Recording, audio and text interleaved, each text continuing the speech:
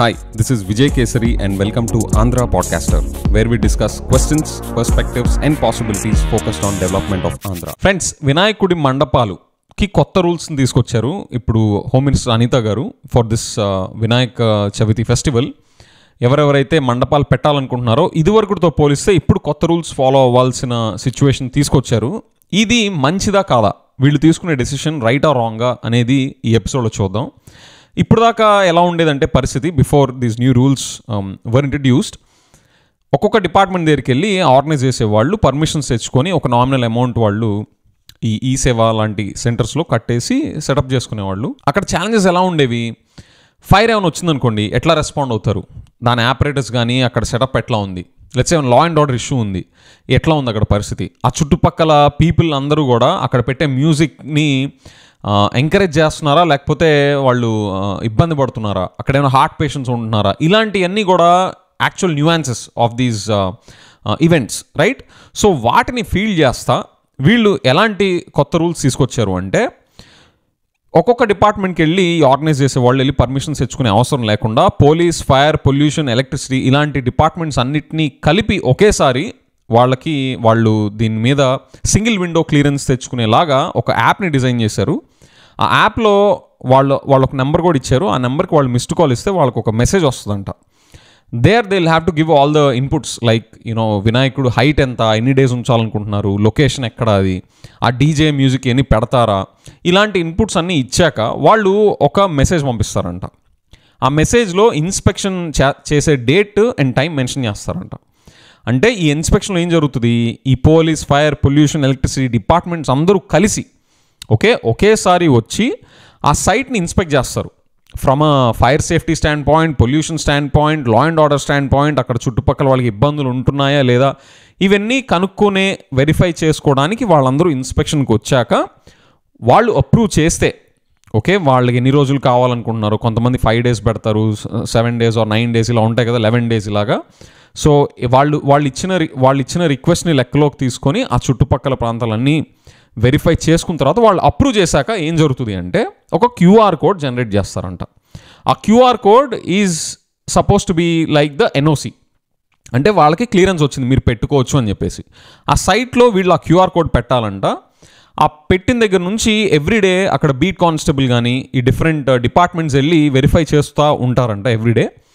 ఆ వెరిఫై చేశారా లేదా అనేది వెరిఫై చేయడానికి కూడా ఈ క్యూఆర్ కోడ్ని వాళ్ళు వెళ్ళి స్కాన్ చేసుకొని వెరిఫై చేసిన ప్రతిసారి వాళ్ళు అప్డేట్ చేయాలంట. అంటే ఇప్పుడు నేను ఉన్నాను అనుకోండి, నేను లెట్స్ సే కానిస్టేబుల్నో లేకపోతే ఎలక్ట్రిసిటీ డిపార్ట్మెంటో ఫైర్ డిపార్ట్మెంటో, నేను వెరిఫికేషన్ ఎవ్రీడే రౌండ్స్కి వస్తా, ఆ సైట్ని నేను చూసుకొని వెళ్ళాలి. కానీ నేను చూసానా లేదా అని వెరిఫై చేయడానికి ఆ క్యూఆర్ కోడ్ని నేను స్కాన్ చేస్తే సిస్టంలో అప్డేట్ అవుతుంది, నేను వచ్చినట్టు వెరిఫై చేసినట్టు. ఒకవేళ అక్కడ ఏమైనా అవకతవకలు జరుగుతుంటే, లా అండ్ ఆర్డర్ ఇష్యూస్ కానీ అక్కడ లోకల్గా ఏమైనా ప్రాబ్లమ్స్ వస్తున్నా లేదా ఫైర్ ఇష్యూస్ ఏమన్నా, రిస్క్స్ ఏమైనా పెరిగినా, వాళ్ళు అప్రూవ్ చేసిన డే నుంచి ఏమైనా పెరిగినా, these everyday beats will give a chance to highlight such kind of potential risks. So అది ఇంట్రడ్యూస్ చేశారు. ఫ్రెండ్స్, నా దృష్టిలో this is a wonderful thing. ఎందుకంటే ఫైర్ ఎక్స్టింగ్విషర్స్ ఇదంతా కూడా post fact on hindsight చెప్తారు. ఏమన్నా ఇన్సిడెంట్ జరిగాక, అరే అక్కడ ఫైర్ సేఫ్టీ స్టాండర్డ్స్ లేకుండా ఎట్లా పర్మిషన్ ఇచ్చారు గవర్నమెంట్, లేదా అక్కడ ఎంత డిస్టర్బెన్స్ క్రియేట్ చేస్తున్నా ఎట్లా ఇచ్చారు, అసలు ఎవరు లోకల్ గవర్నెన్స్ ఎట్లా ఉంది అని చెప్పేసి విషయం జరిగిన తర్వాత రియాక్ట్ అవ్వడం కన్నా, ఏది ఈ న్యాచురల్ డిజాస్టర్స్ లాగా ఇలాంటి యాక్సిడెంట్స్ ఇలాంటి పబ్లిక్ గ్యాదరింగ్స్లో జరుగుతున్నప్పుడు పోస్ట్ ఫ్యాక్టో రియలైజ్ అవ్వడం కన్నా, రియాక్ట్ అవ్వడం కన్నా ప్రొయాక్టివ్గా ఇలాంటివి తీసుకోవడం అనేది very very good thing.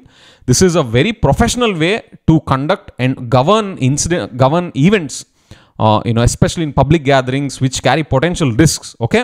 So having said that, నాకు ఇక్కడ ఒక చిన్న ఇంప్రూవ్మెంట్ పొటెన్షియల్ ఏం కనిపించిందంటే, ఇప్పుడు నేను ఇందాక చెప్పినట్టు నేను ఒక బీట్ కానిస్టేబుల్నో లేకపోతే ఎలక్ట్రిసిటీ డిపార్ట్మెంట్, ఫైర్ డిపార్ట్మెంట్ వచ్చాననుకోండి, అక్కడికి వెళ్ళి క్యూఆర్ కోడ్ రోజు ఏం తిరుగుతాం రా అని చెప్పేసి అదొక ఫోటో తీసుకొని నేను ఆ బీట్కి వెళ్ళాల్సిన టైంలో ఆ ఫోటోని నేను చూపించేసి మొబైల్ స్కాన్ చేశాను అనుకోండి, ఇంకో కెమెరాతో ఇంకో మొబైల్లో ఫోటో తీసి పెట్టుకొని దాన్ని స్కాన్ చేయడం, లేదా ఆ మొబైల్లోనే ఫోటో తీసి పెట్టేసుకొని ఆ క్యూఆర్ను అప్లోడ్ డిటెక్ట్ చేసేలాగా ఆ ఇమేజ్కి డైరెక్ట్ చేయడం, ఇలా చేశారనుకోండి, అప్పుడేమవుతుంది, వీళ్ళు సైట్కి వెళ్లకుండానే, అఫ్కోర్స్ బద్దకిస్తారు అని నేను అనట్లేదు, this is a potential failure mode right for this process. So దాన్ని ప్రివెంట్ చేయడానికి, అంటే వీళ్ళు సైట్కి వెళ్ళకుండానే వెళ్ళినట్టు స్కాన్ చేసే ఆప్షన్ని ప్రివెంట్ చేయడానికి ఈ క్యూఆర్ కోడ్ ఉంచి, దాంతోపాటు ప్రాబ్లీ దానికన్నా కూడా అక్కడ ఆర్గనైజ్ చేస్తారు చూసారా, వాళ్ళ దగ్గర ఒక గూగుల్ ఆథెంటికేటర్, 2 ఫ్యాక్టర్ ఆథెంటికేటర్ ఉంటుంది కదా, ఏదైతే యాప్ డిజైన్ చేశారో ఈ గవర్నమెంట్ పోలీస్ డిపార్ట్మెంట్ వాళ్ళు, ఆ యాప్ ద్వారానే 2 ఫ్యాక్టర్ ఆథెంటికేషన్ లాగా గూగుల్ ఆథెంటికేటర్తో కనెక్ట్ చేసుకుంటే వీళ్ళు ఎప్పుడైతే విజిట్కి వస్తారో అక్కడ ఒక సింగిల్ పాయింట్ ఆఫ్ కాంటాక్ట్ ఉంటారు కదా, స్పాక్స్, ఈవెంట్ ఆర్గనైజ్ చేసేవాళ్ళు, వాళ్ళ యాప్లో ఈ గూగుల్ ఆథెంటికేటర్ ఓపెన్ చేస్తే వాళ్ళ కోడ్ జనరేట్ చేస్తుంది ఆన్ ద స్పాట్. అది ప్రీఫిక్స్డ్గా ఉండదు, అది క్యూఆర్ స్కానర్ లాగా ప్రీఫిక్స్డ్గా స్టాటిక్గా ఉండదు, అది డైనమిక్గా క్రియేట్ చేస్తూ ఉంటుంది.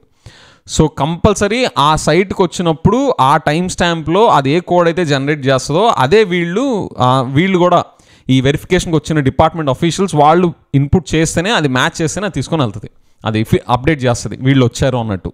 అలాగా 2 factor authentication Google authenticator it's like freely available only. అలాంటి దాంతో ఇంటిగ్రేట్ చేసుకుంటే ఈ క్యూఆర్ కోడ్, స్టాటిక్ క్యూఆర్ కోడ్ని బీట్ చేసేలాంటి మెకానిజంని కూడా తప్పించి కంపల్సరీ అది వాళ్ళు సైట్లోకి వచ్చినట్టు ప్రూవ్ అయ్యే ఛాన్సెస్ కూడా పెరుగుతాయి దాన్ని డిటెక్ట్ చేసేది. అండ్ ఇందులో కూడా లూప్హోల్ ఉంటుంది, ఆ స్పాక్ని తీసుకొని వాళ్ళు ఫోన్లోనే అడగచ్చు ఆ క్యూఆర్ కోడ్ ఏంటో, 2 ఫ్యాక్టర్ ఆథెంటికేషన్ కోడ్ ఏంటో చెప్పండి అని చెప్పేసి. ఓకే, సో దాన్ని ఫీల్ చేయడానికి ప్రాబ్లీ ఐ డోంట్ నో, ఈ క్యూఆర్ కోడ్ ఫిజికల్ లొకేషన్కి లాట్ లాంగ్ని ట్రేస్ చేస్తా వెళ్ళి వాళ్ళ దగ్గర 2 ఫ్యాక్టర్ ఆథెంటికేషన్ కోడ్ తీసుకోవచ్చు. ప్రాబ్లీ క్యూఆర్ కోడ్ స్కాన్ చేస్తున్నప్పుడు కూడా లాట్ లాంగ్ని క్యాప్చర్ చేస్తా కూడా చేయొచ్చు on a real time basis, right, if that's possible. So I don't know if this is being fielded in the app at the back end, whether the lat longs are being captured or not. If it is getting captured on a real-time basis, ఆ QR code scan చేస్తా ఆ lat long on a real-time location తీసుకుంటే ఉన్నది సరిపోద్ది. లేదు అంటే ఈ probably 2 factor authentication, if that might help, that could be another option to create that dynamic, to get rid of the static verification method and bring some dynamic కాన్స్టెంట్గా change అయ్యేది real time బేస్లో capture చేసేది. That might be helpful.